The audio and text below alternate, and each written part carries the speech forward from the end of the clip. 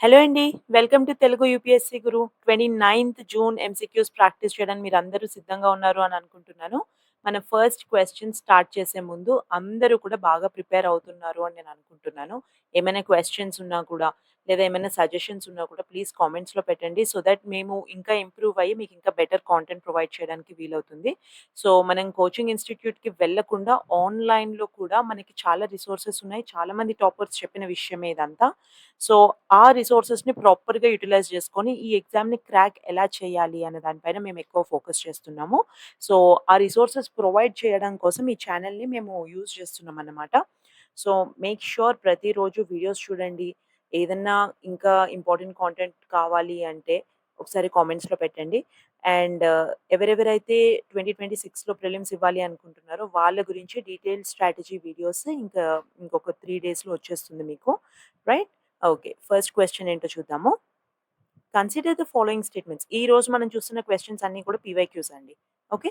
So, మనకి పీవైక్యూస్‌లో current అఫైర్స్‌కి రిలేటెడ్‌గా ఏమేం క్వెషన్స్ ఉన్నాయి, లేదా ఓన్‌గా మనం ఈజీగా ఆన్సర్ చేసుకునే విధంగా ఉన్న క్వెషన్స్‌ని ఈరోజు మీ ముందు ప్రెజెంట్ చేస్తున్నాను. So, consider the following statements. ఇది కోరల్ రీఫ్స్ గురించి స్టేట్మెంట్స్ ఇచ్చారండి. World's coral reefs are in tropical water. Most of the world's coral reefs ఎక్కడున్నాయంటున్నారు? ట్రాపికల్ వాటర్స్‌లో ఉన్నాయంటున్నారు. Okay. More than one third కన్నా ఎక్కువ ఈ టెరిటరీస్ ఆఫ్ ఆస్ట్రేలియాలో, ఇండోనేషియాలో, ఇంకా ఫిలిప్పీన్స్‌లో ఉన్నాయి అని అంటున్నారు. Right? Coral reefs host far more number of animal phyla than those hosted by the tropical rain forests అంటున్నారు. ఓకే. సో, ఈ 3 పాయింట్స్ ఇచ్చారు. వీటిలో ఏది కరెక్ట్ అని అడుగుతున్నారు. ఒక్క సెకండ్ వీడియో పాజ్ చేయండి. మీ ఆన్సర్ ఇవ్వడానికి ట్రై చేయండి. ఓకే. మన కరెక్ట్ ఆన్సర్ వచ్చేసి D. All the 3. Okay. So, tropical వాటర్స్‌లోనే అన్నిటికన్నా అంటే వరల్డ్స్ కోరల్ రీఫ్స్ ఇక్కడే ఎక్కువున్నాయి. తర్వాత సెకండ్ వన్ థర్డ్ వచ్చేసి మనకి ఆస్ట్రేలియా, ఫిలిప్పీన్స్, ఇంకా ఇండోనేషియా ఈ టెరిటరీస్ దగ్గర ఉన్నాయి. తర్వాత వీటి దగ్గర యానిమల్ ఫైలా ఎక్కడ మన ట్రాపికల్ రెయిన్ ఫారెస్ట్‌లో ఉన్న దానికన్నా ఎక్కువగా ఉంటుంది. More number of animal phyla ఇక్కడ ఉంది అని అంటున్నారు. సో, 3 కూడా కరెక్టే. Right? Next question. Why is a plant called Prosopis juliflora often mentioned in news. ఇది చూసారా కరెంట్ అఫైర్స్‌లో ఒక టాపిక్ వచ్చింది. అదేంటి అంటే ఒక ప్లాంట్ గురించి. అసలు ఇది ఏంటి అని అడుగుతున్నారు. రైట్? ప్రోసోపిస్ జులిఫ్లోరా. రైట్? సో, ఇప్పుడు కూడా మీరు కరెంట్ అఫైర్స్ చదివేటప్పుడు ఏం చదవాలి? ఏం చదవకూడదు అని కన్‌ఫ్యూజ్ అవుతూ ఉంటారు కదా! దానికోసం ఈ కాంటెంట్. రైట్?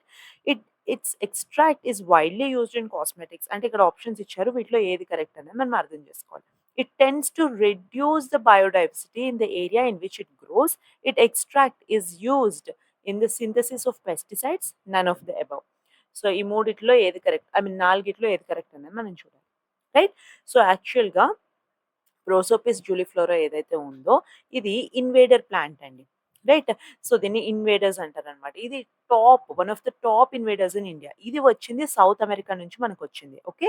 అండ్ నార్త్ ఇండియాలో ఇది స్ప్రెడ్ అయిందన్నమాట. ఓకే. న్యూట్రలైజ్ అయిపోయింది ఇక్కడ. రైట్? తర్వాత ఇది నెస్టింగ్ సక్సెస్ ఆఫ్ బర్డ్స్‌ని కూడా ఎఫెక్ట్ చేస్తుందండి. రైట్? మన బయోడైవర్సిటీని కూడా రెడ్యూస్ చేస్తుందన్నమాట. Okay. So, B is the right answer. It tends to reduce the biodiversity in the area in which it grows. Invader plant కదా! Right? Okay. So, third question. Which of the following is are are the possible consequences of heavy sand mining in river beds? So, ఇది చూడండి. ఇదైతే నాకు question అసలు మనం general నాలెడ్జ్‌తో ఈ question answer చేయొచ్చు అనిపిస్తుంది. రైట్? ఈ క్వెషన్ అయితే డెఫినిట్‌గా మనకి నాలెడ్జ్ ఉండాలి. రైట్? ఈ ప్లాంట్ గురించి. రైట్? కానీ ఈ ఫస్ట్ క్వెషన్ చూడండి. ఇది కూడా నాలెడ్జ్ ఉండాల్సిందే మనకి. కానీ ఈ లాస్ట్ క్వెషన్ ఒకసారి చూడండి. Which of the following is the possible consequence are are the possible consequences of heavy sand mining in river beds? ఇక్కడ 3 ఇచ్చారండి. వీటిలలో ఏది ఆహ్, కాన్సిక్వెన్స్ అని అడుగుతున్నారు. హెవీ సాండ్ మైనింగ్ చేయడం వల్ల కాన్సిక్వెన్సెస్ ఏమేమి ఉంటాయి అని అడుగుతున్నారు.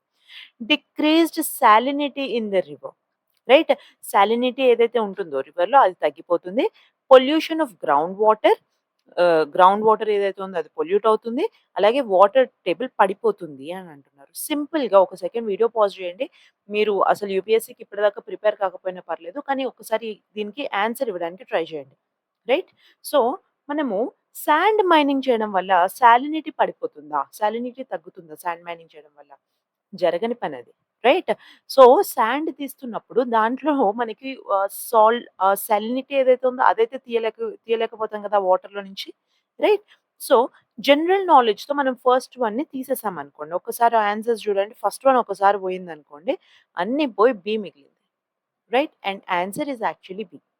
ఓకే. సో, ఏంటి అంటే యూపీఎస్‌సి, సీఎస్‌సిలో అప్పుడప్పుడు ఇలాంటి క్వెషన్స్ కూడా ఎవ్రీ ఇయర్ ఒస్తాయి యాక్చువల్‌గా. రైట్?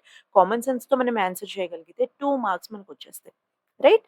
సో, అందుకే ఒక్కసారి పీవైక్యూస్‌ని మీరు కరెక్ట్‌గా అర్థం చేసుకోగలిగితే మీకు ఎలాంటి క్వెషన్స్ ఒస్తాయి అన్నది అర్థమవుతుంది. Okay. So, that's pretty much అండి. Thank you so much for your time. All the very best.